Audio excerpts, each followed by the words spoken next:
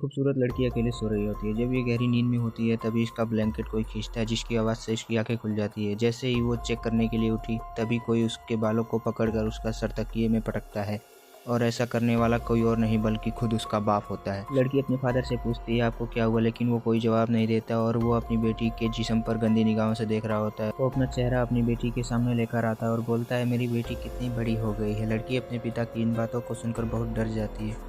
अब ये आदमी उस लड़की के बालों को छोड़कर उसके चेहरे को छूने लगता है। लड़की डर के मारे रोने लगती है।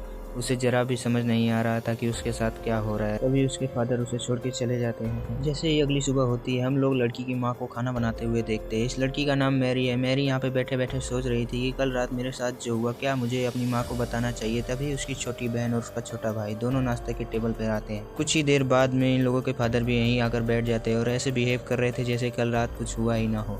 मैरी मन ही मन सोचती है कल रात तो ये मुझे गंदी निगाहों से देख रहे थे, लेकिन अभी ये इतना नॉर्मल कैसे। इसके बाद मैरी टेबल से उठती है और बिना खाना खाए चली जाती है। तभी उसकी मदर यहाँ आकर खाने को जोर से टेबल पर पटकती है और यहाँ मोम बहुत ही अजीब तरीके से खाने को खाती है, जैसे वो महीनों से भूखी उन्हें खाना पीना ना मिला हो। अपनी माँ को ऐसी अजीब हरकतें करते हुए देख उसके बच्चे उससे डरते हैं। तभी उसका बेटा खाने को उगल देता है और कहता है कि खाने में नमक बहुत ही ज्यादा है। तभी उसकी माँ खाने को उठाकर पागलों की तरह खाने लगती है। आखिर इस फैमिली के साथ इतनी अजीब घटनाएं क्यों हो रही है। असल में इस फैमिली ने जब एक नए कॉटेज में शिफ्ट किया तभी से इनके साथ अजीब घटनाएं हो रही हैं। इनके पड़ोसी कभी इनके आंगन में कोई अजीब सी स्टैचू लगा देते तो कभी उनके घर के सामने मरा हुआ जानवर लटका देते। वहीं उसका पिता हर रात को अपनी बेटी के साथ अजीब हरकतें करता है। इसके अलावा माँ भूखे भेड़िए की तरह खाने को खाती है और अपना खाया हुआ खाना अपने बेटे को खिलाना चाहती है, लेकिन बेटा इसे खाने को नहीं चाहता था। फिर भी उसकी माँ उसको जबरदस्ती खाना खिला देती है। वो कहता है अगर तुम इस खाने को नहीं खाना चाहते तो मत खाओ, लेकिन बेटा इस खाने को नहीं खाना चाहता तो अपने पिता की तरफ देखता है। पिता की इन बातों को सुनकर माँ उन्हें गुस्से भरी निगाहों से देखती है। इसके बाद वो खाने के टेबल को फेंक देती है और प्लेट्स को भी जमीन पर फेंकती है। ये सब देखकर बच्चे बहुत डर जाते हैं। वो अपने बेटे को चिल्लाकर कहती है जो भी मैं बनाती हूँ चुपचाप खाया करो। वो इतनी जोर से चिल्लाती है कि उसका बेटा डर के रोने लगता है। बाप और बेटी को समझ में नहीं आ रहा था कि मॉम को क्या हो रहा है, लेकिन ये सब तो बस शुरुआत थी। इधर मैरी जब बाथरूम में नहा रही थी तब कोई उसके पास आकर खड़ा हो जाता है। जब वो शीशे को साफ करके देखती है तब वो अचानक अपनी बहन को देखकर डर जाती है। कुछ देर बाद ये दोनों बहनें कमरे में होती है। तभी छोटी बहन मैरी को ये बताती है कि कैसे हर रात उसके फादर उसके कमरे में आते हैं और उसके साथ अजीब सी हरकतें करते हैं। मैरी जब अपनी बहन से इन बातों को सुनती है तो उसे यकीन होता है कि उसकी बहन के साथ भी वैसा ही हो रहा है जैसा कि उसके साथ हर रात होता है।